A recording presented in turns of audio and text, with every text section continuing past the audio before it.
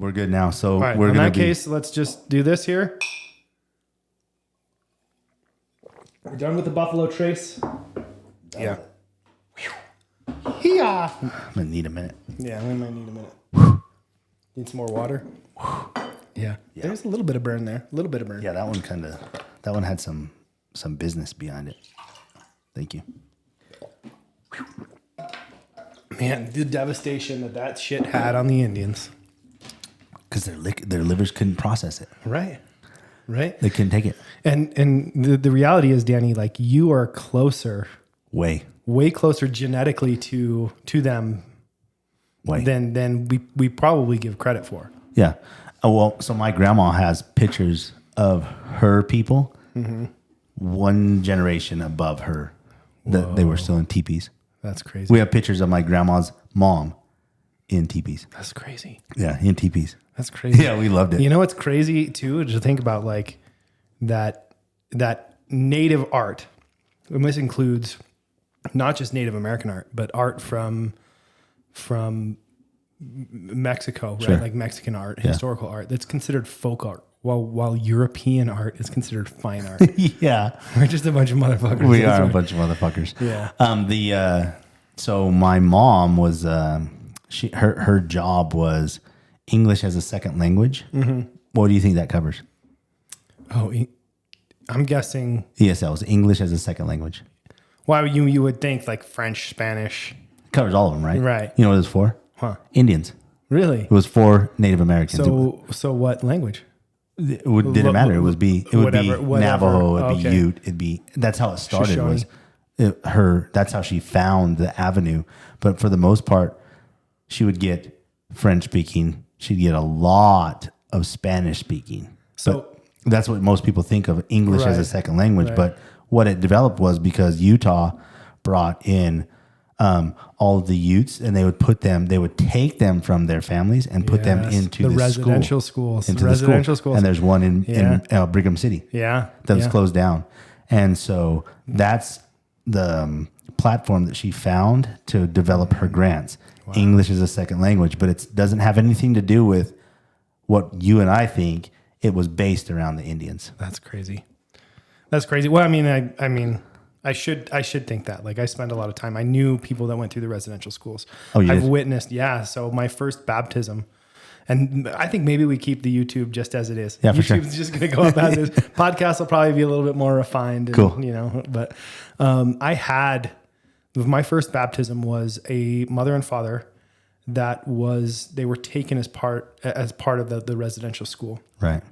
And it's twisted for me because like I have a lot of thoughts on this. It's one of the baptisms that I was like, man, there was a lot that went down. So the dad and mom were taken from their families. They were placed in the residential schools and went through Brigham Young University. Right. So very highly educated.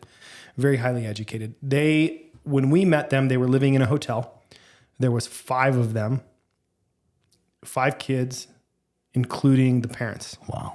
Living in a 1-bedroom hotel room. Oh my gosh. And it was like 7 people. Yes. It was one of my favorite places to just go hang out. Right. A lot of times they had the TV on. Right. You know, and they were just cool. We could just go have a conversation, but like dad had been excommunicated. Mom had been, was doing the matronly, like I'm following husband. Right. But we got in and started talking to them because we were talking to their kids. Their kids were unbaptized. Oh, yeah. Really? Yeah. Yeah. And the parents were because they would go to the school because they had been taken from their parents. And it wasn't for years later. And maybe I'll talk about this in a minute, but like, the residential schools they've uncovered a lot of atrocity towards the Native American people. Sure. It breaks my heart. Like having gotten close, they've uncovered a lot of atrocities, not just in the ones run by the LDS Church, but in Canada specifically. There's ones where the Catholic Church has. That's what I was going to say is like, I know a bunch. Hundreds of children were murdered and beaten and abused. Same thing in Mexico when the Spanish came through, because the Spanish came to Mexico, bringing the priest would send the sailors and say, "You're going to go preach my word." Damn. To teach them our stuff, but truly what you're doing is you're going to go bring it for the queen. Yeah. The queen to get her land. Yeah. Well, and just to round out this story real quickly for your YouTube followers, you're getting this story. It's not going to be on the podcast. We're just going to. It's B-sides. Yeah, this is B-sides. You're going to get a little bit deeper in depth. Baptism time comes. Dad and mom are they're like, just let them figure it out. They've given their kids the opportunity to just experience life as they want to experience it. And the kids we've, as missionaries, have convinced them to get baptized. They need to get baptized. So the older brother steps up to baptize his two sisters who are unbaptized. And the oldest brother, he's 16. He's about to turn 17, but he is, in his culture, he is a renowned fancy dancer. Oh. Right. So he has this hair that basically grown out. I know what that is. Yeah, down That's to his amazing. butt. And he's renowned. He's like renowned. Like we went and watched some of his competitions. And he is the man that does this ceremonial dance. And as he's preparing to become worthy to baptize his sisters, the stake president asks him to cut his hair. And at that point, like I got sick to my stomach. Oh my gosh. I got sick to my stomach. Yeah. Because I'm like, what does it matter? What does it matter? Yeah. What does it matter? And in faith, he cuts his hair so he could baptize his sisters because that's how much he loved them. Wow. Yeah. Oh my gosh. And it never really sat right with me, but it was just very, gosh, that's a lot. That's heavy, huh? It was heavy. It is heavy. It sat with me a long time. I can tell that it's heavy with you. Yeah, because they also gave me a Shoshone name. I wish I could remember how to pronounce it, but it was Cold Duck. Cold Duck? Cold Duck. And it was a Shoshone name, or the Snake People from the book. Really? They were the Snake People. So if we have any of our listeners who maybe know some Shoshone or speak Shoshone, maybe you can help Tyler out and remind him of his name because that's cool. Yeah. I can tell just sitting here that it's heavy. Well, it ties in. Like I grew up playing lacrosse. Lacrosse is a First Nations sport. Like they invented. It's the oldest sport in America. Yeah. Basketball is a derivative of lacrosse. I think even all of the sports come from like lacrosse. Something they take certain portions of it. Yeah. Hockey, I think, even comes from lacrosse, and we put our own spins on it. We do. Not wrestling though. Not wrestling. Well, wrestling gets there, and we talk about that. And then eventually, even like jiu-jitsu comes from certain parts of. They take stuff from other arts, right? But jiu-jitsu, the jiu-jitsu side, it comes from Japan, right? And then you and I practice Brazilian jiu-jitsu, and that is in its own animal, right? You know, this is crazy. It is crazy. All right. Okay, we're starting the podcast. Welcome to the Lost Boy Scouts podcast. Thank you for joining us. I'm Tyler Clark. And I'm Danny Okonya. We're so excited that you have tuned in for our second episode. We are. We got such amazing feedback from the Lost episode. Yeah. Yeah. We put it out there. We asked our friends and family just to give us what they thought. And truthfully, they gave us their best input. And I think that we resonated with some ideas or some feelings that they had that you and I feel, and we just connected with each other. And it was good. It was always good feedback. And that's how you want to start. Well, and the reality is as we are, our lifestyle is so jiu-jitsu, right? And this friendship of ours is bonded in jiu-jitsu. I love equating this to the typical jiu-jitsu journey, right? Right. And we talk about scouting, and it's all about having some sort of system, right? Right. And yeah, we have our belt levels. We have we definitely get stripes. We want those stripes. We want those. We want the accolades. Yeah. We also want people to see that we're growing. Right. And that's what you want. Absolutely. And at the end of the day, right, like we're just jiu-jitsus in the podcast, or we're just jiu-jitsu. We're just white belts in the podcast. Yeah, for sure. You know, and that's why we're stumbling over our own words. But like, at the end of our Lost episode, we really introduced this concept from David Dia. Without a conscious life's purpose, man is totally lost. Drifting and adapting to conversations and events. But we need to add more context, right? We Yeah, need we do. to, because so often we find ourselves, we're painting ourselves into a corner, right? Yep. We are, we get stuck in kind of this idea of magical thinking that like we only have one life's purpose, Right. that we're writing our life in, we're writing it in stone, Right. rather For sure.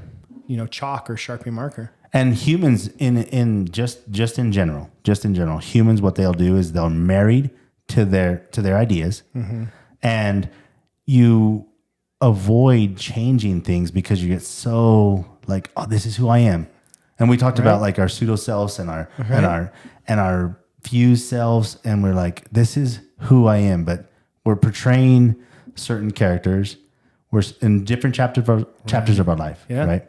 And so all we're saying is when you're lost, it's cool. Like you're going to have those moments of being lost. Me, myself, for sure. I've had moments where I'm like, this is not who I want to be. This is not who I want to be. But I stay in that lane. I'm like, okay, I'm gonna stick this out.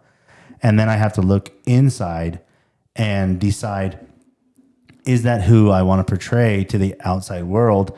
And then that's where we come up with reinvention. That is how we decided that reinvention. It's not like we're going to like give you all these great ideas of how to fix every chapter of your life. We're just going to say, this is the next step.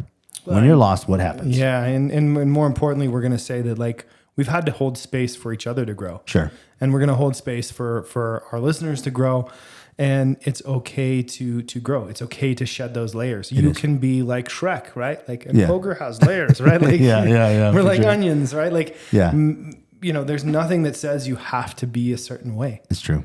It's true. And generally that's outside, outside stimuli telling us that we have to be some way. For sure. And so every podcast, we'd like to start with a story. And what our idea is when Tyler and I are talking or we're sharing space and we're deciding of how we're going to approach the next episode, we usually dive deep down. And this one is coming from the book, and it's from another book. It's called The Life of Crazy Horse. Yeah.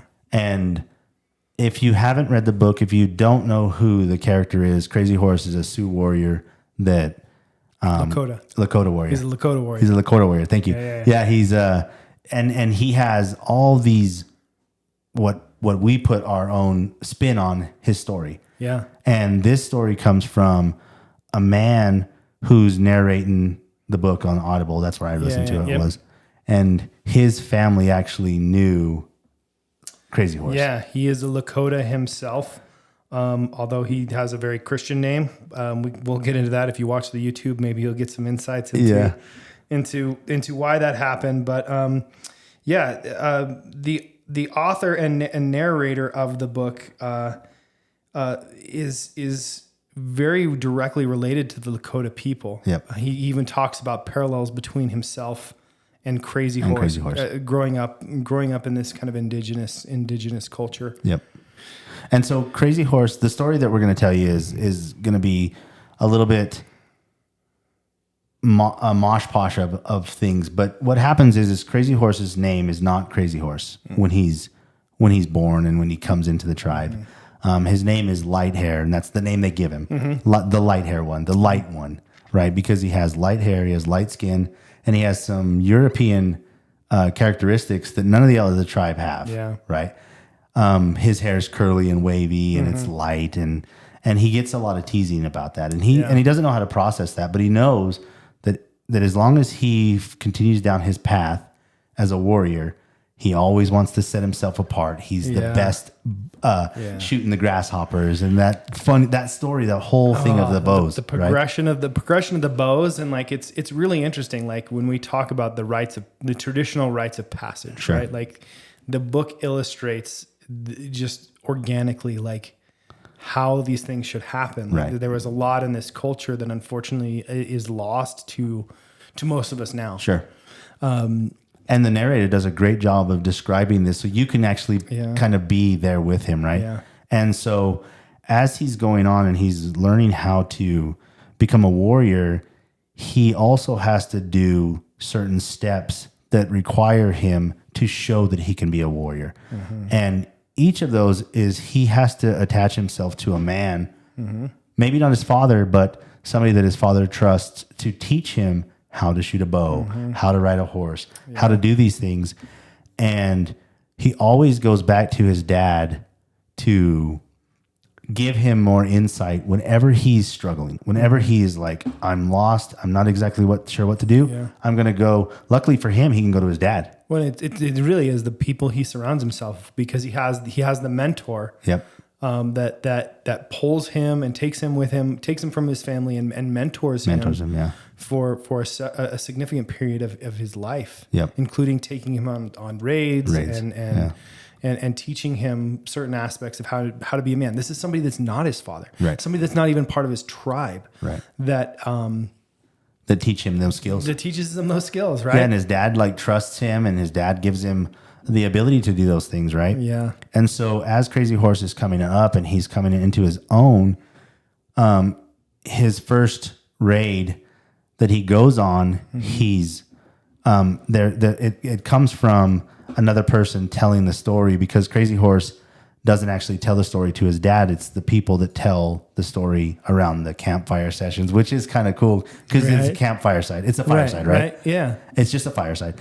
And so they're telling the story of how Crazy Horse gets knocked off of his horse, and this person sees a horse running past Crazy Horse, and he reaches out, grabs the mane, gets back on the horse, goes back to the fight, and he's going at the people, circling them, trying to draw all of this attention towards himself. And that's the story that you think, well, it's because of that, right? Yeah. But then as he goes on, what happens is that Crazy Horse's father, he's a medicine man. He's a medicine man. He's a shaman, man. right? He's a shaman, right? Like in every traditional sense of what, those white ladies in Beverly Hills are trying to find, right? Like he's the real deal. Like, and it's interesting, man. There's like this point in the story where Crazy Horse, or the light-haired one as they're calling him, like he realizes his dad is different. Right. His dad is different. His dad isn't going on the war parties. He's not doing the traditional man fight, like the stuff that we would consider today to be masculine, right? He's a healer. Right. He's a healer. He's different. He is different. But he's leaving the house, but he's somebody that Crazy Horse can always kind of come back to. Yep. And so what happens is that after the raid, Crazy Horse, there's a couple days that pass on, and he comes out of the house, and there's a ceremony for him. And his father is leading the ceremony. And he tells a couple stories. He tells a couple things that he expects of the light-haired one and of this light child, right? And he says, from now on, from this day forward, I'm going to give you my name.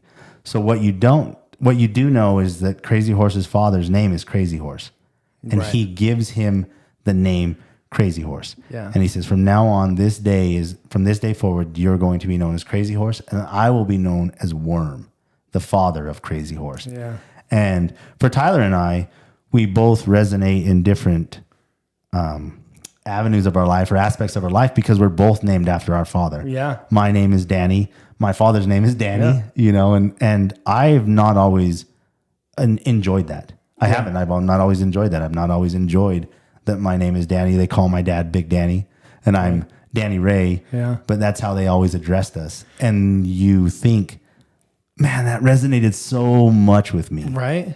Right. Yeah. For me too. I mean, I'm named after my father. My first name is Douglas.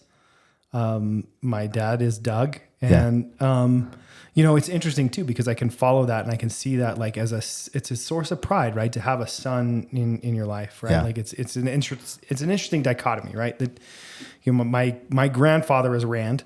Right. His oldest son was Rand. Right. And Rand's oldest son is Rand. Right. So there's three Rands, right? Like, and there's a source of pride, right? And I guess that's where we're getting is like, if you're going to have a source of pride and share your name with somebody, like, let's raise those people. Let's show up in those people. It's interesting for those of us who like Tim Kennedy. Right. I don't know if you follow Tim Kennedy. I like him. Yeah. What's interesting today is like, it was just so much validation this week for what we're doing here at our podcast is he released his Apogee Dads program. Right. Which he's run this Apogee school, which is all about raising good boys. Right. He's doubled down. He's now raising this Apogee Dads program, and that's where we're at. Right. Right. Like that is a core purpose of what we're trying to create with Lost Boy Scouts and raising the next generation. Right. Raising ourselves, raising the next generation. Yeah, for sure. Elevating our level. Reinventing some of the things that we've gone through and changed so that our own children don't go through those same moments, because we've had to reinvent ourselves. Absolutely. We're currently in a reinvention with ourselves, right? Yeah. And we absolutely we are. And the beautiful thing, and we'll probably continue to reference the book, The Journey of Crazy Horse by Joseph Marshall III. Yeah. Like we'll continue to reference it couple of times because there's a lot of things that we pull from it. But for a long time, I have been fascinated with like building things. Sure. Just building, right? Yeah. And, early on in my tech career, I've actually... I kind of found this thing called the D School at Stanford. Right. Right. This the School of Design. Right. And they teach this concept inside of design. It's an iterative, and it's a nonlinear iterative process that people can use to kind of challenge their assumptions and build solutions to their life. Right. And so the concept is, one, we empathize. Right. So we if we're in the tech world, we get into the minds of our users, or if we're building a hard product, we get into the minds of our users, right? We define what is the definition of what we're trying to do. Right. Then we create ideas on how we can solve the problem. Yeah. And then we prototype it, and then we test. Right. Right. And so if we do that non-iteratively, we can build some really cool products. It's cool because I watch you do it. And so Tyler was building a cold plunge. Yeah. And he was calling me and he was telling me about all these things he was doing. And each time he'd be like, well, this one thing didn't work, so I need to add this. Yeah. And then finally I came over and he showed me his finished product. And it was a little different kind of along the way what he wanted to do, but that is how you address things. Absolutely. Yeah. Absolutely. You can't get stuck in one way of thinking. No, right? You need to go back, and you need to go back to the drawing board and be like, hey, I'm going to erase this little portion of what I did, and I'm going to add to it. Yeah. Not that you're going to like change everything. And we're not saying that with a reinvention, sometimes you do need to change everything. Yeah. And sometimes it might be just wiping away a little bit and then adding something to what you're doing. Right. And these guys, Bill Bernhardt and Dave Evans, they're Stanford. Awesome. They're Stanford dudes. Stanford and Electronic Arts, respectively, they built this course because they were getting, I can only imagine as a Stanford professor, kids are probably always coming to you like, what do I do with my life? Right. And so these guys and their big brains, they kind of take this design thinking and they start applying it to life. And it has quickly become the most popular course at Stanford. And it's a course on life design. Yeah. It's called the Life Design Lab. It teaches tools of design thinking in context of how do we design our life. Right. And it's really based around this empathize, define, ideate, prototype. What is the difference between empathize and being vulnerable with yourself? Yeah. What is the difference? Right? Yeah. And a lot of times you're like, well, I know how you feel, but I don't feel that way. Right. Right. And you're like, okay, let's go a little bit further than that. Right. A lot of times when we're helping men or we're coaching men, we're not like trying to give them the answers, because you don't really want the answers. No. What you want is a couple avenues, a couple things to draw upon, right? And then feel what's going to be the path that you want to take. Right. And we may guide you, we may direct you, but we may be like, we really want you to find the answer. Yeah. Right. You want to find the answer. Like when you're building that cold plunge, you feel more confident when you find the answer through trial and error, right? Oh yeah, absolutely. And it's not to say that I don't want your suggestion, right? And it's not to say that I'm not willing to. But when you talk in context of somebody's life, right? Life when is you start way telling, different. When you start telling somebody how to live their life, you start triggering them at a core level of the brain. Yes, for sure. Right? You are triggering probably some sort of past trauma, correct, that they have incurred through childhood, right? And we always fall back to our inner child, and everybody knows that. You fall back to your inner child. How does your inner child react to things? Yeah. And you can tell when you've triggered them, and they are like their response. Sometimes you're like, oh, I caught them a little off guard. I caught them a little, I shouldn't have said that. I shouldn't have done that. And what they're doing is they're just responding how they would have responded when they felt vulnerable, scared, alerted.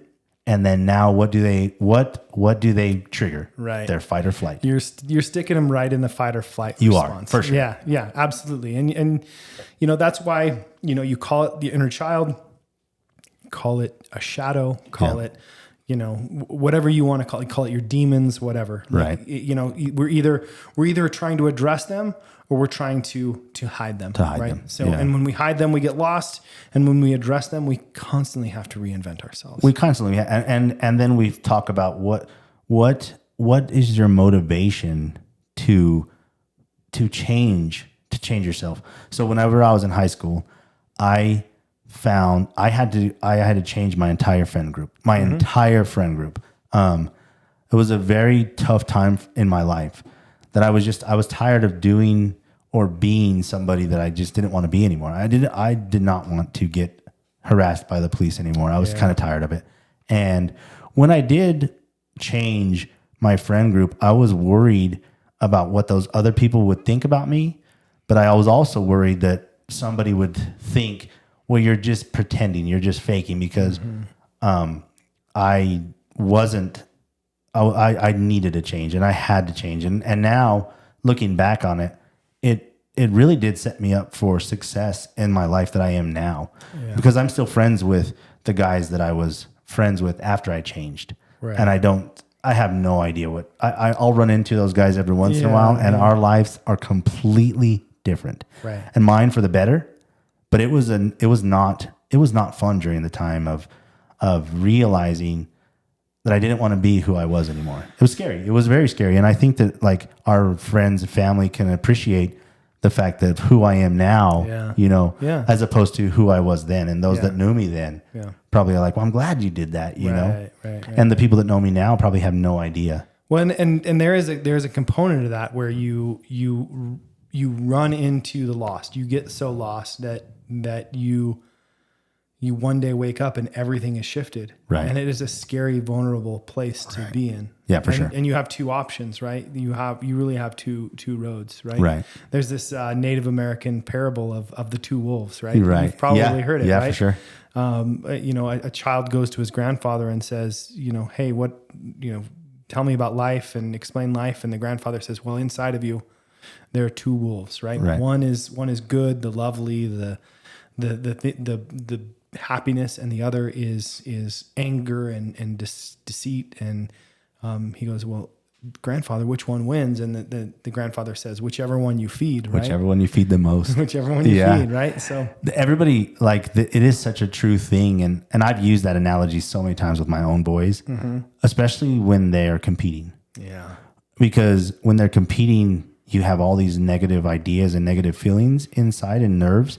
And Professor always says, imagine if you were going to ride a roller coaster and you're nervous. It's the same feeling that you get before you compete, but those nerves are great and you're not afraid of those nerves. But when we compete, we're kind of scared of those nerves. Yeah. We always have nerves. We're always nervous before we do something. And whichever wolf I feed more, I understand that I'm nervous. I understand that I'm cautious about reinventing myself. I understand that I'm cautious about this competition, but I'm still going to feed it more, as opposed to just, I don't want to do it. Yeah. I'm not going to do it. Yeah. Then that's whichever one's going to win. Well, and our brains tend to prioritize comfort, right? Right. Once we've gotten out of that fight or flight situation, our brain is like, okay, so how do I self-soothe? Right. How do I, we have kids that suck their thumb, or kids that carry around a blankie, or kids that, or adults that they smoke or they drink, right? Yeah. Like it's all self-soothing. We overeat, we abuse food, right? Right. Yeah. And we're trying to find those own paths of ourselves, guide our own children. And with this whole idea of lost and reinvention, we're just saying, with your own self, find out what motivates you, what's going to hold you accountable, what is going to hold you accountable to continue down a path that you're not going to like set yourself in stone. You're not going to chisel yourself in stone. You're always going to be willing to grow, and you're always going to be willing to expand and receive in information that's going to help you grow. Right. Yeah.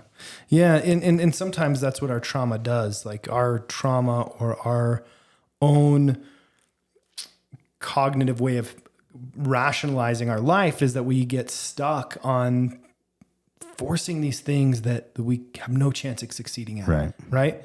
And what's interesting is like, I'm going to bring back Jocko episode 2, right? Like he talks about how he doesn't have the body type to be, an Olympic weightlifter. Sure. Right. So he knows that that's not something he still lifts weights. Right. Right. But he's not going to be an Olympic weightlifter. Right. And so, don't get too stuck on something you have effectively no chance at succeeding at. Correct. Right. Like I'm not going to be a sprinter. I'm probably not going to be a marathon runner. Yeah.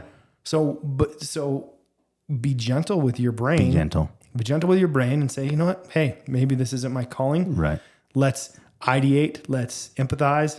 Let's apply this design process to what we're doing in life. Yeah. You don't have to be a marathon runner at the top of the path to still be able to go, you know what? I kind of want to do a marathon and challenge myself. Oh, right?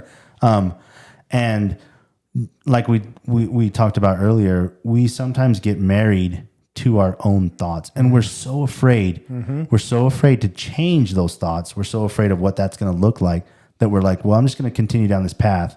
Hopefully I'll break through this wall. And all you're doing is running into this wall. Bro, that's the freeze response right there. You're frozen right? You're frozen in the decision you've already made, and you're just causing yourself more damage. And think about in your own life, like we do with ourselves. Think about the time that you didn't go out and try, and how often you look back and you go, man, if I would have just tried that one time, maybe my life would have been different. But that's the butterfly effect. Maybe your life would have been completely different. So now we're only talking about just changing tomorrow. Yeah. Not changing what could have happened yesterday, just changing tomorrow. I always like to joke and tease Tyler because how many times did you come into the Jiu-Jitsu Academy? Right. 3 times. 3 times. 3 times. And I knew Jiu-Jitsu was something I wanted to do for a while. Right. Right. I didn't have the self-love to say like this, I need to do this for myself. Yeah, for sure. Right. Like you were like anxious about it and wanted to see what it was about, right? Yeah. Yeah. Well, I mean, I've listened to Jocko forever. Jocko was probably one of the first areas where I like my brain lit up and was like something I need to change something about who I am and lead my life. Right. Sure. I read his book, Extreme Ownership. Yeah. And it put me on this path. Right. And the next step, it finally got to a point where, okay, I've read about it. I need to execute. Sure. And the next step was, okay, how do I execute? And jiu-jitsu was that logical step. Right. So yeah, 3 times into the gym. 3 times. And you walk into our academy and our academy is, if for those of you guys that are just listening, but most of you guys who have listened is Park City Jiu-Jitsu. Yeah. And you walk into our academy and it's not like you see the mats right away. No. You walk into our academy and we have a front room and then you have to go to the back room and there's the mats. And so that's intimidating in itself, right? Yeah. Yeah. Yeah. I mean, I totally expected, to have some sort of front desk person, you know what I mean? Like your typical gym experience, but Professor runs it in a way that like, it's badass. It is badass. It's so badass. Yeah. And when you get on the mats and you're finally on the mats, you understand the draw of I it. have so much pride to be a member of for sure, right? Yeah. Like, and we approach it every day where you get on the mats and since we're talking about reinvention, every day you walk on the mat, you're reinventing yourself with your friends and who those friends accept you for who you are. Yeah. And sometimes your training is really good. Yeah. Sometimes you walk off the mat and you're like, I don't know a single thing about jiu-jitsu. But what draws you back is that there is no actual end to the journey. There is no actual end to the journey. You're never going to be like, oh, I'm a black belt, I know everything. No, you're going to be like, as long as I approach every day as a white belt, whether you're podcasting, whether you're a husband, whether you're a father, whether you're a son, whether you are in your own jiu-jitsu journey, you're going to learn something new every day. As long as you learn every day. Every day. Right. Every day. Every day. And it's so fantastic, right? Like this is something that literally I've been trying to learn for a very long time. Right. You know, I recently started, I started doing ketamine as a form of like reconnecting. They say that doing ketamine kind of takes these neural pathways, and we'll talk about the brain in the future and kind of how these neural pathways are like grooves. And if you're a skier, you know, think about the tracks that get laid when somebody skis, right? The mountain kind of gets all cut up, but when the new snow falls, it's all kind of fresh. Yeah. Right. And that's the idea of what ketamine does for you. And as I've gone through these 7 treatments, this is enjoy the ride is what I have been enjoy it in prompting, right? Like I was so caught up in like the end goal. Right. The end goal has to look like this. The end goal. I even remember when I was a little kid, I used to get mad that my taco would break. Right? It wasn't perfect. Like I didn't get to eat it. No, it would snap down the middle. And I would fall apart. Yeah. And, you know, I just had the hardest time grasping this concept. Right. It's about the ride. It is about the ride. And that's all we want is we want our friends, family, and listeners to understand that like we're on the ride ourselves. We're not like, we're going like, oh, we understand everything. We learned everything. We're okay with calling each other out. We're okay with suffering with each other like we do in the sauna, like we do when we go jump in the snow, the cold plunge, like we do on a day that you're just not into training, you're not into going to work, you're not into being a dad, you're not even being a father, but you're like, well, today I still have to do it. It may not be like the best of my ability, but I still have to do it. Yeah, no, you're absolutely right. Like, and we lift each other up. We do. Right. And we had this amazing quote when I was on my mission. It was about geese. Right. Like when the geese all kind of take turns at the front. Right. And when one geese gets wounded, it stays on the ground. Another goose will stay with it. Right. Right. And we had this quote and it was, I lift thee and thee lift me and we ascend together. That's awesome. Right. I love it. And we need to ascend together as men. Right. Yeah, like we put so much emphasis on challenging each other. Right. Right. Because we have so much ego around who's right. Who's the top dog. Right. Who's the top dog. And that's what I love, you know, kind of bringing this back to the book in the last few minutes of this session here. The shirt wearers, the story of the shirt wearers. Beautiful story. It is so beautiful because we've lost this concept as, you know, and for what I learned from the book, like, you know, Crazy Horse was the last shirt wearer we will ever see. Yeah. And the concept of the shirt wearer and the Lakota people was these are the young men. Right. They've proven themselves, right? And their purpose was to take care of the weak. Right. Take care of the injured, take care of the elderly. They shared all of their possessions. They shared. Yeah.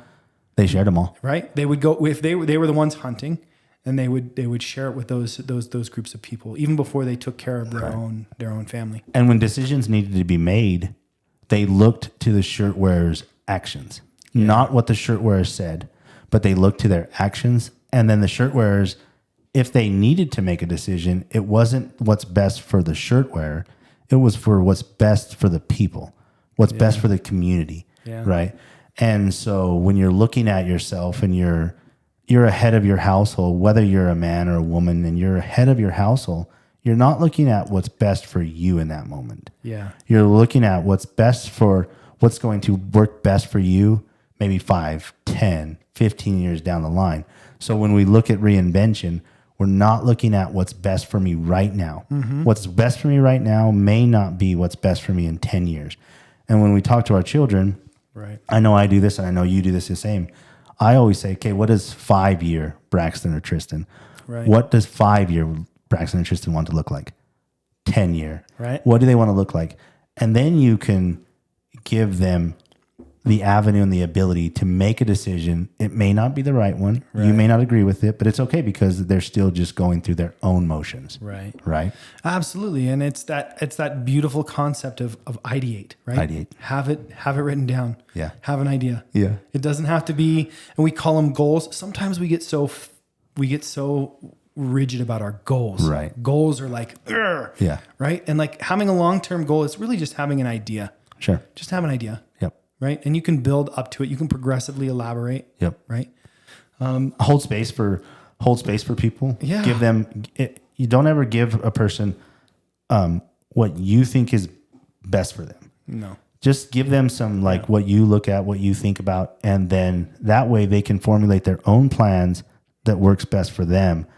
And when you do that for somebody, then you can just give them their ideas and their own blank canvas to start writing what they look like. Reflective questioning. That's what I do in my coaching practice, right? Yeah. Like, so we don't tell people what to do, because when we tell people what to do, like we said, it gets encoded in that fight or flight. Right. But when we can reflect and we can show you call it reflective questioning, you can call it the indirect method if you're Jocko, sure, right? The indirect, it's helping the person see the pattern themselves. Right. Right. And that's what we should do for each other. Right. We should do for each other as men, right? Like we sometimes it's, you need to be razzed. Sometimes you need to be harassed, right? Like there's some hazing that should be expected. Sure. As long as it's not hurtful. Sure. It's helpful and not hurtful. Right. We're always trying to be helpful and not hurtful. Yeah.